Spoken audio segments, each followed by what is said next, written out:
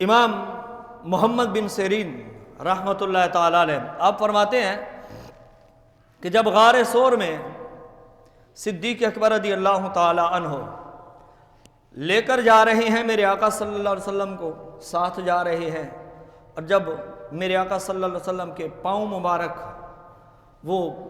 پتھر لگتے رہے، کانٹے لگتے رہے، زخمی ہو گئے، تو ابو بکر صدیق رضی اللہ تعالیٰ عنہ نے میرے آقا کو کندھوں پر اٹھا لیا، اور جب میرے آقا صلی اللہ علیہ وسلم پیدل چل رہے ہوتے ہیں تو اس وقت صدیق اکبر رضی اللہ تعالیٰ عنہ کبھی دوڑ کر آگے جاتے ہیں، کبھی دوڑ کر پیچھے آتے ہیں، کبھی دوڑ کر دائیں جاتے ہیں، کبھی دوڑ کر بائیں آتے ہیں، اور میرے آقا صلی اللہ علیہ وسلم ارشاد فرماتے ہیں اے ابو بکر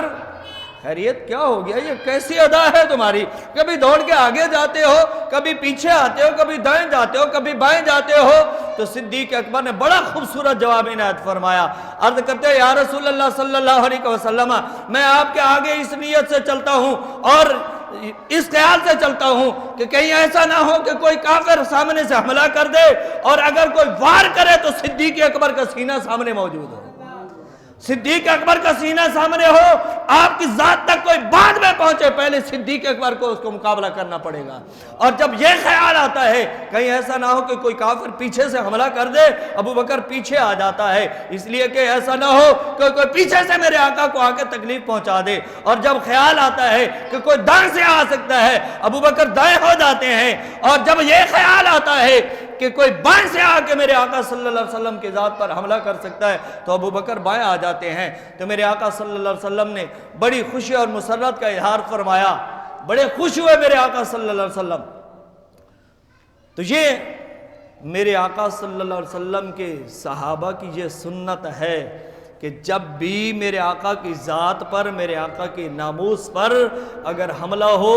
جہاں سے اشارے کنارے مل رہے ہو ادھر سامنے آ کے سینہ سپر ہو جانا، کھڑے ہو جانا، یہ سنت ہے صدیق اکبر کی، یہ سنت ہے صدیق اکبر کی۔ اور آج اگر آپ دیکھ رہے ہیں کہ آج فرانس کے سفیر کو نکال کہ ہم آپ کے اس معاہدے کے پابند ہیں 16 فروری تک، 16 فروری کے رات 12 بجے تک ہم آپ کے اس معاہدے کے پابند ہیں جو آپ نے ہمارے ساتھ 15 نومبر کو اسلام آباد کے اندر فیض آباد کے اوپر کیا تھا، اور 17 فروری کو انشاءاللہ پھر دمادم مسکل اندر ہوگا، پھر ہماری بات چلے گی انشاءاللہ۔ اللہ رب العزت جل وعلا نے چاہا تو اس کے محبوب علیہ السلام کے غلام انشاءاللہ تاریخ کا پاسا پلٹ دیں گے اور تاریخ کو بدل کر رکھ دیں گے انشاءاللہ، اگر انہوں نے اپنا معاہدہ پورا نہ کیا تو انشاءاللہ۔ اس لیے کہ کوئی اور مقصد ہی نہیں ہے، کوئی اور لالچ ہی نہیں ہے، بس اگر لالچ ہے فقط یہی ہے کہ بس انہیں جانا، انہیں مانا، نہ رکھا غیر سے کام، للہ الحمد میں دنیا سے مسلمان گیا، کہ بس ان کی اللہ یا رسول اللہ لبیک لبیک یا رسول اللہ لبیک لبیک لبیک یا رسول اللہ لبیک لبیک لبیک یا رسول اللہ۔ تاجدار ختم نبوت، تاجدار ختم نبوت، من سب نبیًا من سب نبیًا من سب نبیًا۔ تو یہ صدیق اکبر رضی اللہ تعالی عنہ کی سنت ہے کہ جب بھی کہیں سے اگر کوئی گستاخ رسول سر اٹھائے اس کا کلا کما کرنا یہ صدیق اکبر کی سنت ہے۔ اور یہ میرے آقا صلی اللہ علیہ وسلم غار ثور میں جب جا رہے تھے، جو میں نے ابھی عرض کیا ہے کہ جہاں سے بھی اگر تھوڑا سا خطرہ سامنے نظر آنے لگے، وہ گمان میں آنے لگے کہ یہاں سے خطرہ ہے، سینہ سپر ہو کر سامنے آ جانا کہ میرے آقا صلی اللہ علیہ وسلم کی ناموس پر کوئی حملہ نہ کر دے، یہ صدیق اکبر کی سنت ہے۔ اور آج الحمدللہ قائد ملت اسلامیہ مجدد دورہ علامہ حافظ خادم حسین رضوی صاحب رحمۃ اللہ تعالی علیہ نے اس سنت پر عمل کیا ہے کہ جہاں سے بھی اگر کہیں کوئی اشارہ ملتا ہے گستاخی کا، سینہ سپر ہو کر سامنے آ جاتے ہیں۔ آج آپ نے دیکھا لوگ جناب اپنے حق کی خاطر جن کو کرسیوں کی لالچ پڑی ہوئی ہے وہ سارے جناب ایک جماعت بنا کر کوئی ادھر لگا ہوا ہے، کوئی ادھر لگا ہوا ہے، اپنی دنیاوی اعتبار سے جاہ و جلال حاصل کرنے کے لیے دنیاوی لالچ میں آ کر۔ لیکن اگر ناموس رسالت کی صحیح معنوں میں اگر پہرے داری کی جا رہی ہے اور کرنے کا حق ادا کیا جا رہا ہے، خدا کی قسم منبر رسول پر بیٹھ کر کہہ رہا ہوں کہ وہ تحریک لبیک پاکستان کر رہی ہے، وہ اس کا حق ادا کیا جا رہا ہے کہ میرے آقا صلی اللہ علیہ وسلم کی ذات کے ساتھ سچی محبت، عقیدت اور سچی غلامی کا حق ادا کرنا چاہیے۔ اس لیے کہ امام مالک رضی اللہ تعالیٰ نے جو فرما رہے ہیں، جب ان سے پوچھا گیا کہ جب حضور کی ذات پر حملہ کیا جائے، ناموس میں گستاخی کی جائے، حضور کی ناموس پر حملہ کیا جائے تو مسلمانوں کو کیا کرنا چاہیے؟ امام مالک فرماتے ہیں کہ پھر امت مسلمہ کو پھر اس سے جو ہے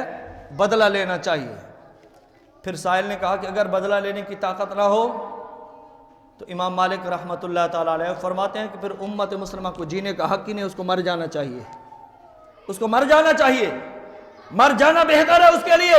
کہ امت مسلمہ کھوکھلے نعرے لگا رہی ہو محبت رسول کے اور میرے آقا کی شان میں گستاخیاں کی جا رہی ہو، وہ علماء، وہ پیر اپنے آستانوں کو بچانے کے لیے، اپنی گدیوں کو بچانے کے لیے، اپنے مسلوں کو بچانے کے لیے میدان عمل میں باہر نہ نکلے۔ یہ غداری ہے، یہ محبت نہیں ہے۔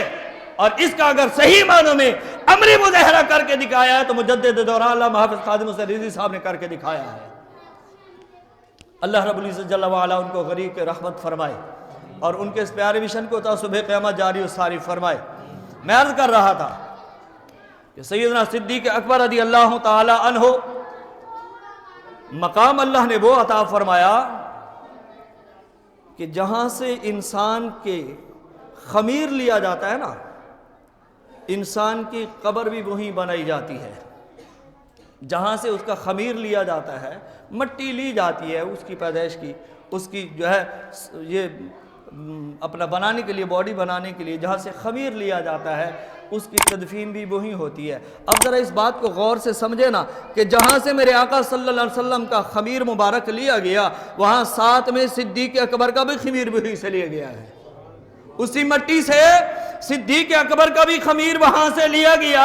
اور پھر ساتھ میں فاروق اعظم کا خمیر بھی اسی مٹی سے لیا گیا ہے۔ اور بھونکنے والوں اور بکنے والوں صدیق اکبر کے مقام کو تمہیں کیا پتا ہے کہ جہاں سے میرے محبوب کی مٹی اٹھائی گئی، خمیر مبارک کے لیے جو مٹی اٹھائی گئی، صدیق اکبر کی مٹی بھی وہیں سے اٹھائی گئی ہے، فاروق اعظم کی مٹی بھی خمیر کی وہیں سے اٹھائی گئی ہے۔ تو پتہ چلا